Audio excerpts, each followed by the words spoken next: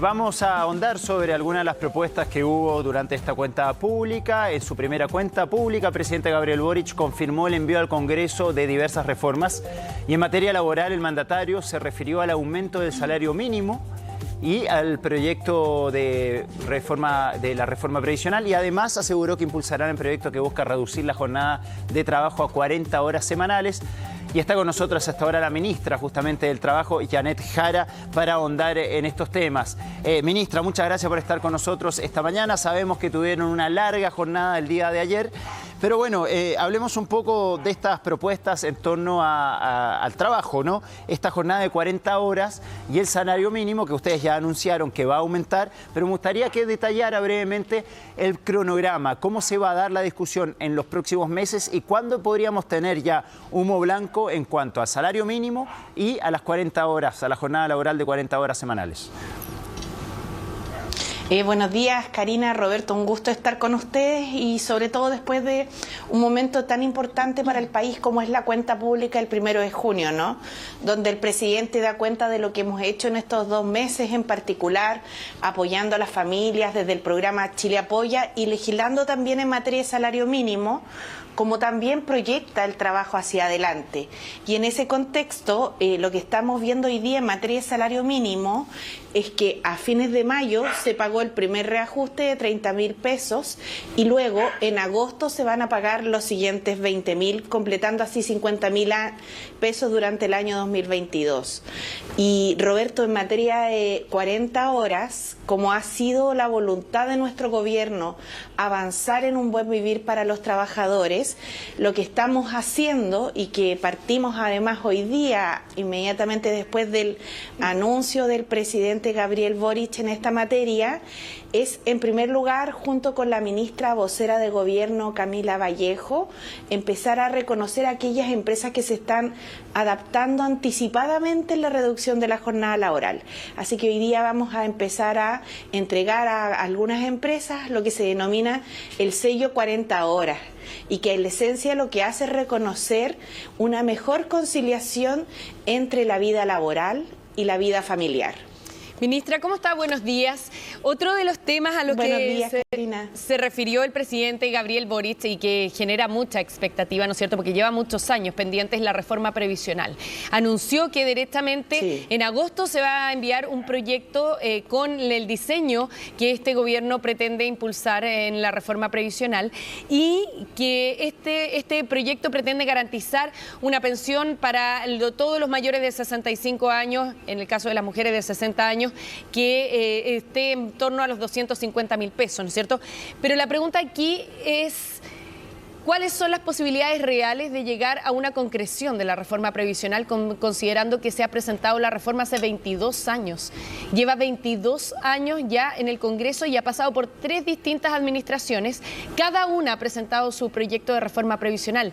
¿Qué posibilidades reales tiene esta administración del presidente Gabriel Boric de concretar la reforma propiamente tal? Bueno, en realidad la única reforma concretamente que se ha hecho al sistema de AFP impuesto en la dictadura fue la que realizó la presidenta Michelle Bachelet en el 2008, ¿no?, cuando crea el Pilar Solidario. Y se hicieron intentos en el gobierno de la expresidenta Bachelet y del expresidente Piñera que no lograron, como usted señala, cursar. Hoy día tenemos un escenario en el cual creemos que es posible llegar a un acuerdo, toda vez que, Karina, el estallido social expresa no solamente un momento en el sentir de la ciudadanía, sino que también una acumulación, diríamos, de procesos de injusticia y también de sensaciones de abuso que han existido y que tiene como una de las demandas centrales la necesidad de modificar el sistema de pensiones. Por eso creemos que también hay una voluntad que hoy día se expresa mucho en palabras y en discurso de lograr el acuerdo, y el presidente lo que hace es llamarnos a todas y a todos a tomar esas palabras de expresión de buena voluntad en alguna medida concreta que se exprese efectivamente en poder legislar la reforma a las pensiones.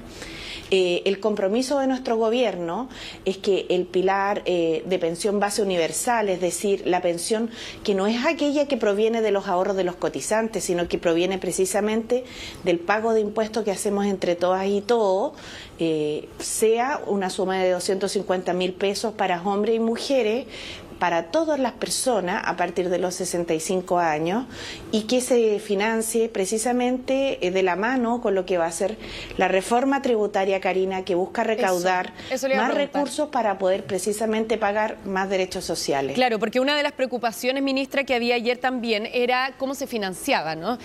Todavía no se han entregado detalles, este anuncio lo hizo el presidente de manera global, pero una de las preocupaciones también de la oposición era cómo se iba a financiar estos 250.000 pesos para garantizarlos a la mayoría de la población. Y ahí habían dos vías. Los comentarios que habían en la oposición era que no fuera por la vía de desincentivar el empleo o que fuera a través de medidas que implicara más recarga al empleador, por lo tanto desincentivar en este momento en particular, que es muy delicado el tema del empleo, y que sí estuviera quizás más asociado a la reforma tributaria, ¿no? Claro, lo que pasa es que hay que distinguir dos cosas, Karina, si me permite. Sí. Por un lado, lo que se llama el pilar no contributivo, que es el que se financia vía impuestos, y por eso es necesaria y justa, además, una reforma tributaria en que paguen más los que más tienen y que contribuyan en derechos sociales. Con esa reforma tributaria se espera que nosotros podamos efectivamente llevar la pensión base universal como un derecho humano para las personas mayores de nuestro país a 250.000 pesos. En paralelo al pilar que se financia con impuestos, que era el antiguo pilar solidario, Karina, que creó la presidenta Bachelet, existe el pilar que las personas conocen como el pilar de las AFP, ¿no? Claro. Pero que en realidad se llama pilar contributivo, porque es aquel al que las personas cotizan. Y ahí lo que nos ocurre es que en efecto en nuestro país hace 40 años solo cotizan los trabajadores. Y en los sistemas de pensiones cotizan internacionalmente, cotizan trabajadores y empleadores. Entonces, efectivamente, los últimos dos gobiernos, los últimos dos presidentes de sellos políticos distintos, también han propuesto algo que nosotros también vamos ahora a proponer y esperamos poder sacar adelante, que es la cotización del empleador, y que seguramente, precisamente se va a tener que implementar con gradualidad en el tiempo para poder adaptarse bien, ¿cierto? Y para que los empleadores puedan adaptarse bien al costo laboral que esto implica. Pero la seguridad social comprende también la cotización del empleador.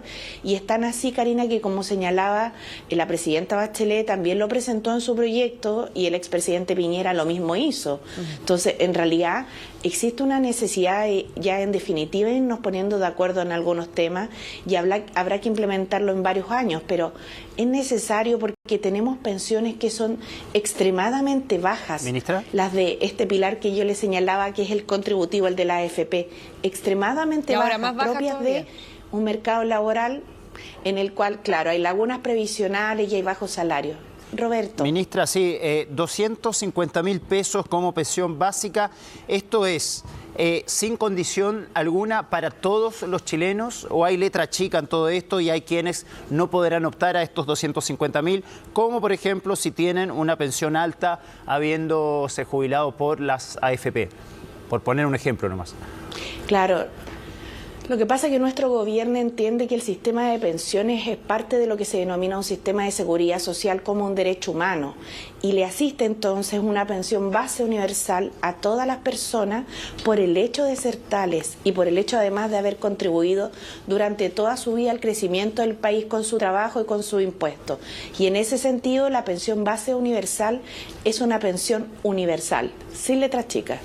Bien, bien. Janet Jara, ministra del Trabajo, muchísimas gracias por estar con nosotros esta mañana, aportando un poquito más de claridad sobre estos anuncios hechos ayer en la primera cuenta pública del presidente Gabriel Boric, y vamos a estar muy atentos, obviamente, en las próximas semanas y meses a ver cómo se desarrollan todas estas propuestas y si finalmente se llevan a cabo. Muchas gracias, ministra. Gracias, ministra. Buenos días.